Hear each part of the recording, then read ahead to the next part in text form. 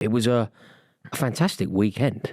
Loads of 3 o'clock Saturday kickoffs, some pulsating games, but there is only one place to start, and that is at White Hart Lane. And before you start, I know it's not called White Hart Lane anymore, but I will forever refer to it as White Hart Lane. Yep.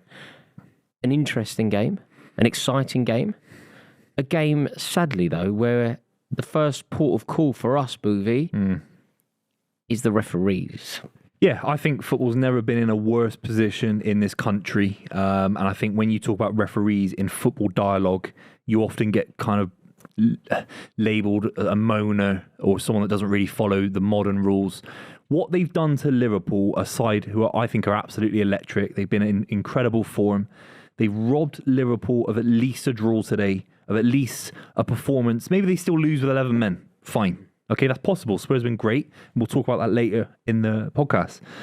But Liverpool have been robbed of at least being able to compete for a win in the Premier League. A loss today signifies potential drop points in a title race for Liverpool where they might not win the league now. Yeah. And I disagree with you because I actually think that Liverpool haven't been robbed of a point.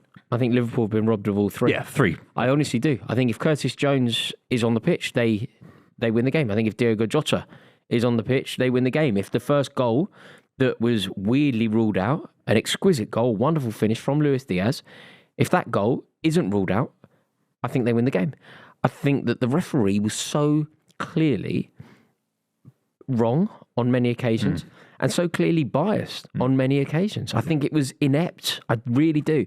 And I don't want to now seem hypocritical and start asking for the lines because I don't like the lines. I don't think it should exist in football. I don't think VAR should exist in football. I think it takes away so much from the game. But the lines exist in football and yet we didn't see them. It was so clearly onside. Why we've not seen them because someone's made an arbitrary decision that they think it's so clearly offside, we're not going to second review it. Is that basically the approach? May I interject? Yeah. I think there's a potential other reason why we didn't see it. There was a time in football on big screens, when big screens were new, where you wouldn't see replays because it would create an additional level of pressure on the ref. I think that we didn't see it because somebody realises it was an error. It was a big mistake. It was a mistake, and they therefore How cowardly is that? I know. And my thought actually after we've watched the game and it's a few hours since, and I think it actually creates a disenfranchisement to people watching football at home. Wait there. The rest of this clip is absolutely ridiculous. You will not believe what Buvey says. But before we get into that, I need to let you know that you could win twice this week on Super 6. That is correct. You heard it right. The wonderful people of Super 6 are giving you not 1, but 2 opportunities to win £250,000. And if you are true football knowledge, you could win £500,000, couldn't you? They are doing the Champions League on Tuesday and then obviously this weekend's fixtures. That's right. All you need to do is download the Super 6 app. It will not cost you a penny and you could win £250,000. Download Super 6, join our mini league. The code is Club23. Make sure that you let us know your scores and we look forward to seeing you there. That's it. Now we're going to get back into the clip. Enjoy. Because there's more people watching at home than there are in the stadium. So it's all well and good being in the stadium, 80,000 people there, fair enough. How can there be lines 1 minute and lines not the next minute for one of the biggest games in the league this season? They show us the lines when it's correct. It fits them. Yeah. When it fits them. How can there be, and we'll talk about this in more detail, 2 yellow cards for Jota, no leeway for soft fouls, no leeway. In the Man City Wolves game, Hwang's gone in high at least twice, and there's a couple of other moments. So you could argue it's 2 + 2, so 4, 5 soft fouls from Hwang. He stays on the pitch, and fair enough, he should do. He shouldn't be sent off for City. So if we explore them independently, let's talk about the Curtis Jones red first. This is the worst one. Curtis Jones goes in, wins the ball. I think you could certainly argue that he wins the ball, but his foot goes over the top, catches Basuma's ankle. It looks high. There is a freeze frame, which makes it look like an immediate sending off. But freeze frames are very dangerous in this circumstance because they don't tell the full story. Yeah. A freeze frame of any incident, a freeze frame of a clean challenge can look filthy if you take a screen grab in the particular moment. Yeah. Firstly, do you think Curtis Jones should have been sent off? No, and that's my gut feeling of what football should be about. He's lunging with his whole body, and not to get too deep about it, his whole persona. He's lunging after a ball to win a ball for Liverpool Football Club. He's fighting for every ball.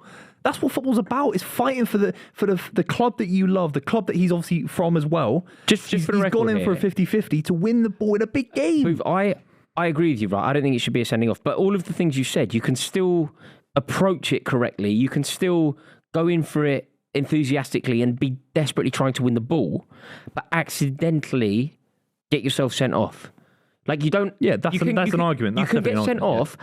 Like malicious tackles will always get sent off and should be sent off. Yeah. But you can not be malicious but still be deserving of sending off. Is this an example of that? No, and that argument is closer to being correct than it just being any challenge for the ball now that isn't all just clean. This is suddenly a red card. That's absolutely not what football should be. Now, if the referee says, well, it's really dangerous, then fair enough. That's his perception. I think it's the wrong perception. Otherwise, we're basically banning tackles in football. That's where we're going. And people pay... these footballers are paid a lot of money, and people play football up and down the country in Sunday League because of the adrenaline, because it's a contact sport. You want to feel like you've left something on the pitch. We're not playing badminton. For God's sake. What are we doing? So Curtis Jones shouldn't have been sent off. I think the next talking point, actually, is probably the Luis Diaz goal that wasn't given, and we didn't really get an explanation as to why. It's a throw-in. Mohamed Salah does incredibly well, plays with his back to goal, and then feeds an exquisite pass straight through the heart of the Liverpool defence, tears them open. Luis Diaz has so much to do, but does it easily, does it well, does it perfectly, and scores. What goal? It should have been. Should it have been? What finish? Do you believe that goal is onside? It's onside. So do you know where we are here? We've explored two issues. Yeah. Jones is the first issue. I think we're going to ultimately talk about three. Yeah. Jones is the first issue. Yeah. Your conclusion is incorrect decision. It's incorrect, yeah. We're now going to explore the second issue, which is the Diaz thing. But again, your conclusion so far, at least, is incorrect decision.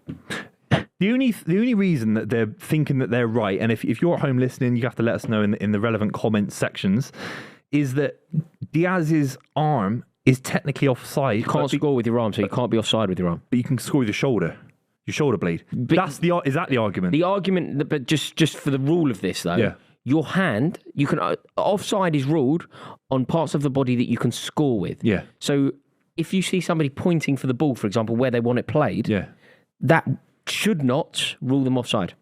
So why has it then? Why is he offside? He's a yard onside. When I was growing up, and I'm sure it was the same for you, it was if it was level, it was benefit of doubt to the attacker. Daylight, exactly. And maybe football people at home will have the argument that in the modern day, the millions of pounds riding on wins and losses in football, we can't have arbitrary, if it's daylight, I'll let him be onside. I'm not saying that. We've got VAR, at least use it correctly. There's no lines being used. And then suddenly he's onside, literally, graphically, visually onside. And it's offside by the referees, and they can't go back and correct the decision. Yeah, are they protecting the refs? I completely agree. So we had that, and then almost as you would expect, Heung-min Son goes up the other end on 36 minutes and scores. Beautiful. James Maddison didn't get the assist, but he deserves the assist, doesn't he? An amazing pass from James Maddison. Yeah. Weighted perfectly. Richarlison had no option but to create a goal for Heung-min Son. Look at this. He turns on a sixpence and he gives the ball onto the inside of the left side. It's beautiful. It's just amazing. Tottenham find themselves in the lead. Heung-min Son on the score sheet again. Yep. Do you know what this, I think, is an example of? For years, we talk about Spursism and Tottenham being Tottenham and the history of the Tottenham and all of that. Lads, it's Tottenham. All of a sudden, Tottenham are behaving in a very un-Tottenham-like way. They're riding their luck. They're getting the benefit of the doubt. They're being fortuitous. But then, crucially, they are taking those opportunities. And they found themselves winning and nearly going in at half-time winning the game. Yeah. They didn't because of a wonderful finish from Cody Gakpo. So at that point, at 1-1, did you expect Liverpool to go on and win the game? Yeah, I think we both did. We were doing the stream and we sat there. The momentum always felt like it was with Liverpool. Yes, Spurs could counter punch and kind of hit them on the break at points, but it felt like Liverpool were in the driving seat. And maybe Spurs fans will think I'm being a bit cynical there, but I think Liverpool created the the best chances. I always felt that Vicario was under pressure a lot more. I think there was a double save that he had to make in the first 10 minutes. And crucially, they had a perfectly good goal disallowed. Exactly, which they could have been 1-0 up with 11 men and they would have won the game 3 or 4-0. And then I think, then comes the most pivotal moment, even more pivotal than the eventual Tottenham winner. Then comes the Diogo Jota, the double yellow. The double yellow. I think there's two worlds, in my opinion. There's two worlds of how you could look at this. The first one, you see him be a bit cynical with a little trip, or whatever it was, a little trip. You say, right, that's the first one. You've just come on. I'm going to be a human referee about this and referee football in the way that I love the sport. Okay, I appreciate the sport. I won't give you a yellow card yet. Okay, next one, bang, straight yellow card. That's fair. All right, there's a second version where you say, all right, you give him a yellow card, letter of the law. Then you realise that anything else now has to be to the same level, and it's soft. So Diogo Jota's first yellow, it was so innocuous, wasn't it? It's Destiny Udogie. It's a coming together. It's not even a tackle. Yeah. So that is a very harsh booking. It's an accident. Then I think Diogo Jota gets slightly robustly dispossessed. Will probably be annoyed that he gets dispossessed in the way that he does, and then he lunges out. Nothing particularly malicious, nothing particularly hateful. No. Definitely a foul. It's one out of frustration that might have been born from the referee's poor decision in the first yellow card for him. So basically, very minimum, he should have had a yellow card for the second opportunity. The first one should never have been a yellow card in a million years. It's an accident. You say, all right, an accident is a foul sometimes. An accident doesn't have to be a yellow card. Referees are trying to be, they're Hollywood referees. They're trying to be George Clooney. They want the TV, they want the TikTok, the YouTube to be about them. And it's pathetic. And guess what? After this performance, guess what? I don't even know the referee's name after this performance. You will do so. I won't. No, you will. I won't. It will be everywhere. I'll block him on everything. It will be everywhere. I'll find his Twitter and block him. It will be everywhere. It's very frustrating. But Tottenham did very well. They went on to win the game.